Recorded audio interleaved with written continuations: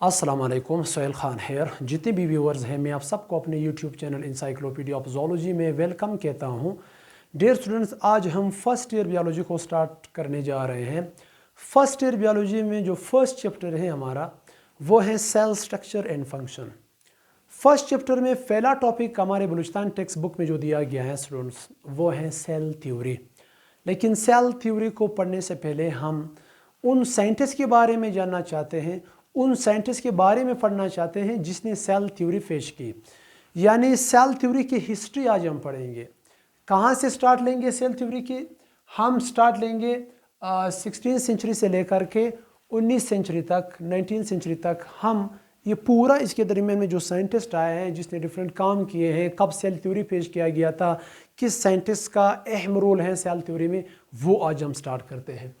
History of cell biology. Cell biology है क्या, इससे पहले हम सेल के बारे में पढ़ते हैं। सेल क्या है?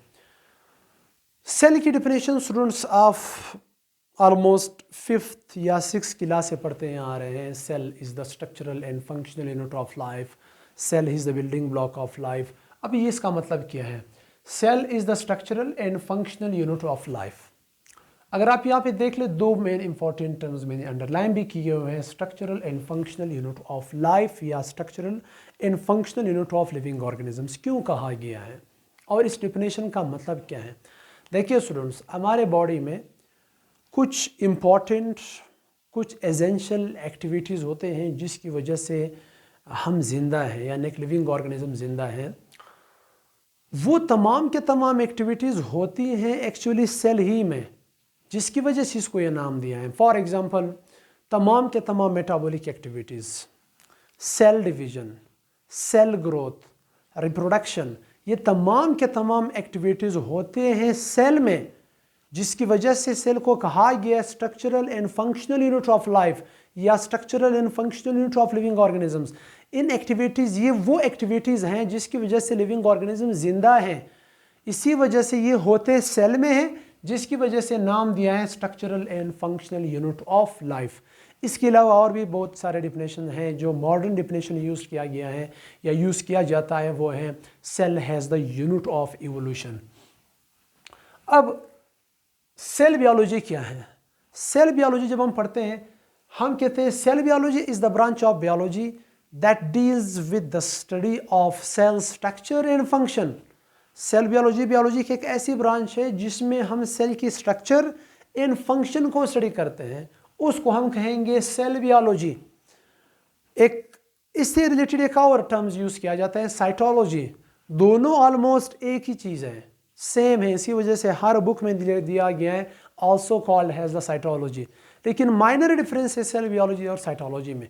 वो ये है कि सेल बायोलॉजी में हम सेल की स्ट्रक्चर के साथ साथ फंक्शन को भी स्टडी करते हैं, जबकि साइटोलॉजी में हम ओनली सेल की स्ट्रक्चर को स्टडी करते हैं। ये डिफरेंस है सेल बायोलॉजी और साइटोलॉजी में। अब सेल बायोलॉजी की हिस्ट्री अगर हम पढ़ लें, स्टार्ट हम करते हैं 16 सेंचुरी से लेकर के 17 सेंचुरी तक। इन के दरमियान में, इस गैप में कौन से साइंटिस्ट आए हैं? 16वीं और 17वीं सेंचुरी में कौन से साइंटिस्ट आए हैं? साइंटिस्ट और भी बहुत ज़्यादा आए हैं स्टूडेंट्स, डिफरेंट साइंटिस्ट आए हैं, लेकिन हम वो मेजर साइंटिस्ट पढ़ेंगे जिसका अहम रोल है सेल बायोलॉजी की हिस्ट्री में। पहला साइंटिस्ट है हमारे पास A.V. Leeuwenhoek. Antonie, A stand for Antonie van Leeuwenhoek. ये आया था 1632 से लेकर के 1730 तक। अब इसका सेल बायोलॉजी में क्या रोल है, इसकी हिस्ट्री में क्या रोल है? He was the first to observe free living cells. ये वो पहला साइंटिस्ट है जिसने प्री लिविंग सेल्स को ऑब्जर्व किया गया, डिस्कवर किया गया। स्टूडेंट इसमें मिक्स कर देते हैं, ये सेंटेंस वो ऐड कर देते हैं रॉबर्ट हुक के साथ कि रॉबर्ट हुक ने सबसे पहले लिविंग ऑर्गेनिजम्स को या लिविंग सेल्स को डिस्कवर किया गया। नहीं, रॉबर्ट हुक के भी बारे में बता दूंगा। वो नॉन लिविंग सेल था, ये फ्री लिविंग सेल्स थे। फर्क क्या है, चलो देखते हैं। ये जो एंटोनी वैन लेवेनहॉक के स्टूडेंट्स 1675 में कुछ बुक्स में दिया गया है कि तालाब था, पोंड से इन्होंने रेन वाटर उठाया। कुछ बुक में दिया हुआ है कि नहीं, बारिश की वजह से जो रेन वाटर थे, इन्होंने सॉइल में एक ट्यूब इंसर्ट किया, वहाँ से वो रेन वाटर उन्होंने उठाया। चाहे वो सॉइल से हो या पोंड से हो, तो उन्होंने वहाँ फॉर एग्जांपल यहाँ पे मैंने लेबल भी किया हुआ है, ये रेन वाटर है, इन्होंने एक ट्यूब इंसर्ट किया और इस ट्यूब में इन्होंने ये रेन वाटर कलेक्ट किया, इकट्ठे किया, ये रेन वाटर इन्होंने लिया। जब इन्होंने 1675 में रेन वाटर को ऑब्जर्व किया, देखा, तो इसके ऑब्जर्वेशन में इन्होंने यहाँ पे स्मॉल माइक्रोस्कोपिक लिविंग सेल्स या लिविंग ऑर्गेनिजम्स देखे गए, जैसे हैं बैक्टीरिया फॉर एग्जांपल। इन्होंने इस वाटर में बैक्टीरिया देखा, प्रोटोजोन्स देखे उन्होंने, कुछ बुक्स में दिया गया है, हाइड्रा वगैरह भी देखा यहाँ पे। ये वो तमाम के तमाम, और भी हैं, प्रोटिस्ट भी थे, ये वो तमाम के तमाम ऑर्गेनिजम्स हैं, माइक्रोस्कोपिक ऑर्गेनिजम्स हैं, जिसको देखने के लिए हम माइक्रोस्कोप यूज़ करते हैं। और इन्होंने देखा भी था इसको माइक्रोस्कोप में, चूँकि इन्होंने इस लिविंग ऑर्गेनिजम्स को, फर्स्ट लिविंग ऑर्गेनिजम्स को, यानी लिविंग सेल्स को या लिविंग ऑर्गेनिजम्स को डिस्कवर किया गया। ये वो लिविंग ऑर्गेनिजम्स हैं जिसको देखने के लिए माइक्रोस्कोप यूज़ करते हैं। इसी वजह से Antonie van Leeuwenhoek is also called as the father of microbiology. Father of microbiology क्यों कहा गया इसको? ये वो पहला साइंटिस्ट था जिसने रेन वाटर कलेक्ट किया। कुछ बुक में पॉन्ड्स का लफ्ज़ दिया हुआ है, कुछ बुक्स में डायरेक्टली दिया हुआ है कि रेन वाटर से, सॉइल से इन्होंने रेन वाटर कलेक्ट करके देखा गया, ऑब्जर्व किया, तो वहाँ पे इन्होंने डिफरेंट तरह के फ्री लिविंग सेल्स देखे, जैसे बैक्टीरिया हैं, प्रोटोजोन्स हैं, हाइड्रा वगैरह जो होते हैं, ये यूनिसेलुलर ऑर्गेनिजम्स हैं, ये दो की अगर हम बात कर लें। तो जब इन्होंने यहाँ पे देखा, इसको ऑब्जर्व किया गया, इसी वजह से यहाँ पे सेंटेंस हमने यूज़ किया हुआ, he was the first to observe. अब चूंकि ये वो ऑर्गेनिज्म हैं जिसको देखने के लिए माइक्रोस्कोप यूज़ करते हैं, इसी वजह से एंटोनी वैन लेवेनहॉक को कहा गया है फादर ऑफ माइक्रोबायोलॉजी। इसके बाद स्टूडेंट्स, जो सबसे मशहूर साइंटिस्ट हैं, नाम भी ज़्यादा सुना होगा आप लोगों ने, कई बार सुना होगा, रॉबर्ट हुक। रॉबर्ट हुक आया था 1635 से लेकर के 1703 तक। इसकी ख़ास डेट अगर हम देख लें 1665 में, यहाँ पे हमने नहीं लिखा है, आई थिंक 1665 में, 1665 में रॉबर्ट हुक ने क्या, Robert Hooke is credited with the coining the term cell.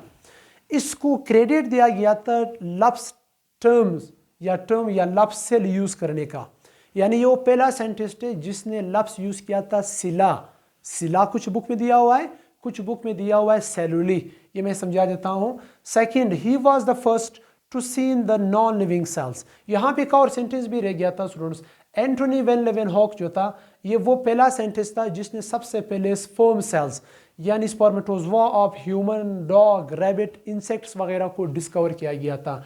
ये भी यही साइंटिस्ट हैं। रॉबर्ट हुक ने क्या किया स्टूडेंट्स, इन्होंने एक दरख्त जिसको हम कहते हैं ओक ट्री से कॉर्क लिया, कॉर्क, कुछ बुक में यहाँ पे कॉर्क के साथ साथ एक और लफ्ज़ यूज़ किया गया है बार्क, यानी बार्क या कॉर्क लिया, उसका छिलका लिया। इसको छिलका को लेने के बाद इन्होंने ऑब्जर्व किया,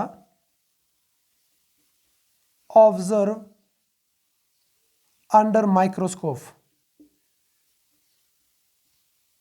इन्होंने इसको माइक्रोस्कोप में जब ऑब्जर्व किया तो उन्हें कुछ ऐसे स्ट्रक्चर नज़र आए माइक्रोस्कोप में, इस तरह के उन्हें कुछ तरह के कंपार्टमेंट या एम्प्टी स्पेसेस नज़र आए, ऐसे माइक्रोस्कोप में कुछ इस तरह के चैम्बर्स नज़र आए, खाली चैम्बर्स। कुछ बुक में लफ्ज़ यूज़ किया गया है कि एम्प्टी कंपार्टमेंट, कुछ बुक में लफ्ज़ यूज़ किया गया है मॉस्क, कुछ बुक में लफ्ज़ यूज़ किया हुआ है लिटिल चैम्बर्स।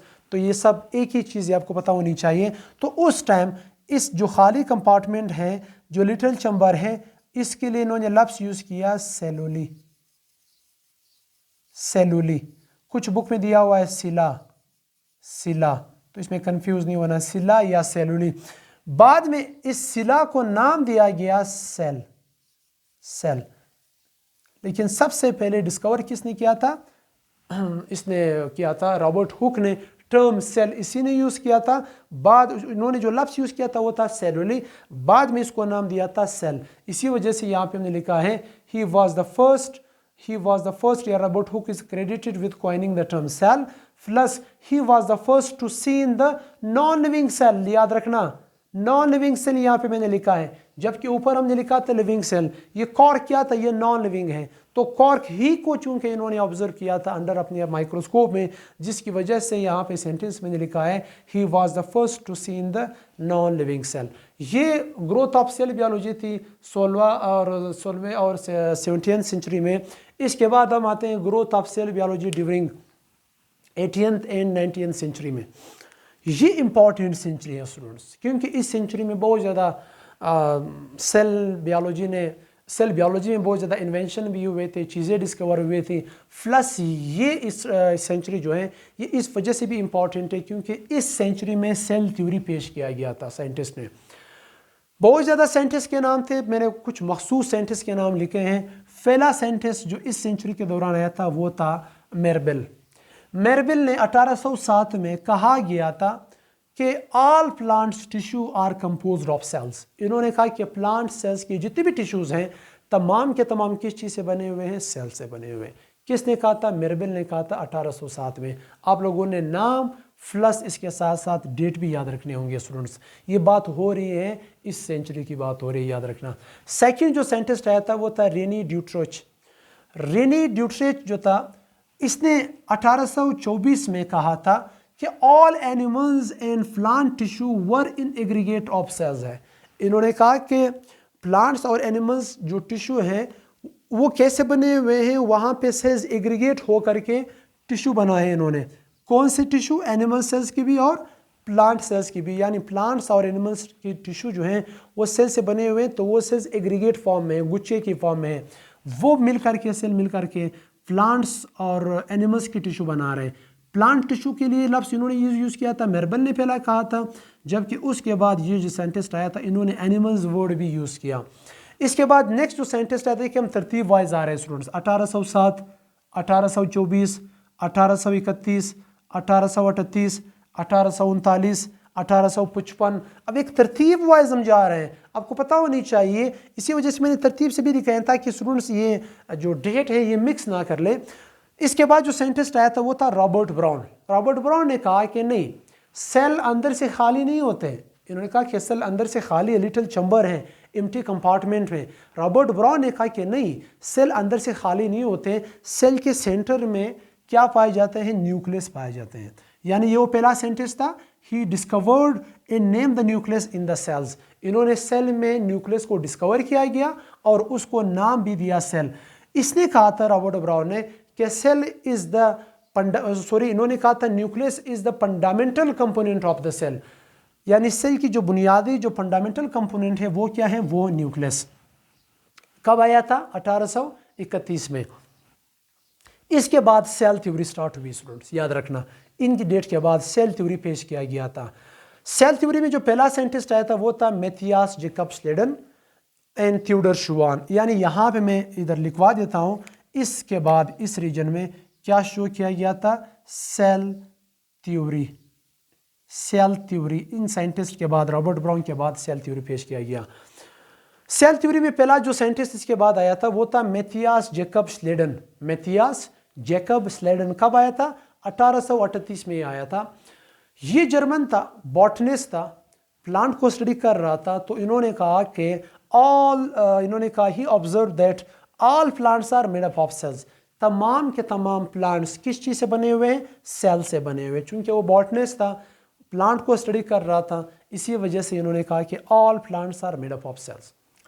इसके एग्जैक्टली एक साल के बाद 1839 में सेम जर्मन साइंटिस्ट ही था, लेकिन वो था जोलॉजिस्ट। इन्होंने नाम क्या था इसका? Theodor Schwann. कब आया था? 1839 में। इन्होंने क्या कहा? He discovered that all animals are made up of cells. इन्होंने कहा ही ऑब्जर्व या डिस्कवर्ड दैट, इन्होंने कहा नहीं, सिर्फ प्लांट से ही नहीं बल्कि एनिमल सेल्स या एनिमल जो है वो भी किस चीज़ से बने हुए हैं? वो भी सेल से बने हुए हैं। इसके बाद एक और भी कुछ काम थे थियोडर शुवान के। इन्होंने देखा कि एनिमल सेल जो हैं, फॉर एग्जांपल ये न्यूक्लियस हैं, ये न्यूक्लियस हैं, न्यूक्लियस के आसपास जो है साइटोप्लाज्म है। इन्होंने ऑब्जर्व किया, देखा कि एनिमल सेल में न्यूक्लियस के ऊपर फॉर एग्जांपल एक लेयर है, ऐसा न्यूक्लियस के ऊपर एक लेयर है। इन्होंने उस टाइम लेयर का लफ्ज़ यूज़ किया गया था, आजकल उस लेयर को कहा गया है सेल मेम्ब्रेन, सेल मेम्ब्रेन नाम दिया गया है। यानी सेल मेम्ब्रेन को डिस्कवर करने वाला भी कौन है? थियोडोर शुवान है। प्लस इसके साथ साथ इन्होंने एक और चीज़ भी ऑब्जर्व की, इन्होंने देखा कि प्लांट सेल में सेल मेम्ब्रेन के ऊपर एक और लेयर भी है, यानी यहाँ पे एक और लेयर भी है। इन्होंने उस टाइम लफ्ज़ लेयर यूज़ किया था, आजकल इसको कहा गया है सेल वॉल। सेल वॉल तो डिस्कवर करने वाला कौन है? थियोडोर शुवान। कब आया था? 1839 में आया था। ये क्या हो रहा है? ये तो शहद की मक्खी पता नहीं कहाँ से आई है यहाँ पे। फिर उसके बाद हम देखते हैं जो साइंटिस्ट इसके बाद आया था, रोडोल्फ वर्कू। इसका एक अजीब सा स्टोरी है स्टूडेंट्स, इसको सुनते हुए आप हैरान रह जाएंगे कि ये बेचारे, काम इसी बेचारे का था लेकिन क्रेडिट किसी और ने लिया। रोडोल्फ वर्कू जो हैं 1855 में, एक तरतीब वाइज हम आ रहे हैं, इन्होंने कहा cell arises only from free existing cells. क्या मतलब है इसका? एक दिन वो बैठा हुआ था, ऑब्जर्वेशन या कर रहा था वो, इन्होंने देखा कि फॉर एग्जांपल एक बैक्टीरियल सेल है, ये एक बैक्टीरियल सेल इन्होंने ऑब्जर्व किया, मैं लिख रहा हूँ बी। इन्होंने देखा कि एक बैक्टीरियल सेल डिवाइड हुई दो डॉटर सेल में, एक बैक्टीरियल सेल डिवाइड हुई थी दो डॉटर सेल में। ये किसने ऑब्जर्व किया था? रोडोल्फ वर्कू ने। इन्होंने ये जो बैक्टीरियल यानी पेरेंटल सेल है, इसको इन्होंने नाम दिया free existing cell. Free existing cell, यहाँ पे मैंने लिखा भी, ये फ्री एग्जिस्टिंग सेल थे, और इसको इन्होंने नाम दिया, जो डॉटर सेल थे इन्होंने इसको नाम दिया न्यू सेल्स। यानी न्यू सेल्स कब बनेंगे? न्यू सेल्स तब बनेंगे जब फ्री एग्जिस्टिंग सेल्स डिवाइड होंगी। या न्यू सेल्स कहाँ से आए? फ्री एग्जिस्टिंग सेल, यानी जो पहले से मौजूद सेल्स थे, पेरेंटल सेल्स की डिवीजन से ये सेल्स बने। अब चूंकि ये बात इन्होंने एक्सपेरिमेंटली प्रूव नहीं किया, जस्ट इन्होंने ये ऑब्जर्वेशन की, तो उसके बाद एक साइंटिस्ट आया था जिसको हम कहते हैं लॉइस पास्चर।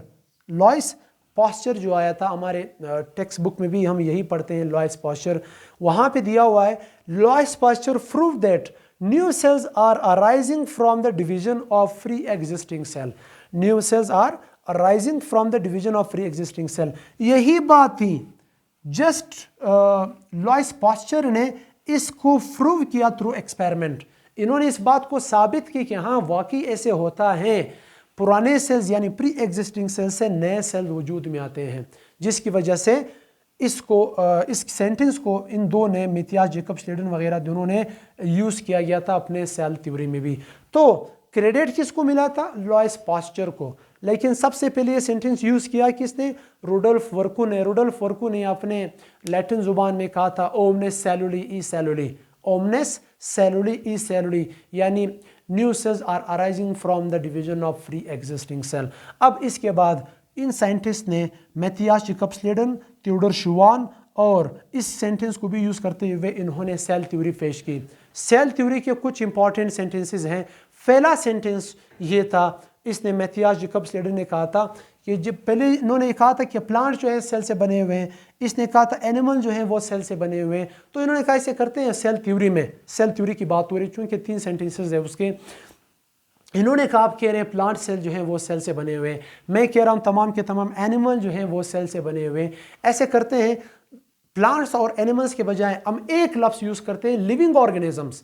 तो सेल थ्योरी का पहला सेंटेंस ये, all living organisms are made up of cells. तमाम के तमाम लिविंग ऑर्गेनिज्म सेल से बने हुए हैं। अब किसने कहा था? ये मैथियास जेकब स्लेडन और थियोडोर शुवान ने कहा था। सेकंड सेंटेंस इन्होंने ये कहा था, cell is the structural and functional unit of life, जो यहाँ मैं बता चुका हूँ, या cell is the building block of life. ये 3 सेंटेंसेस थे।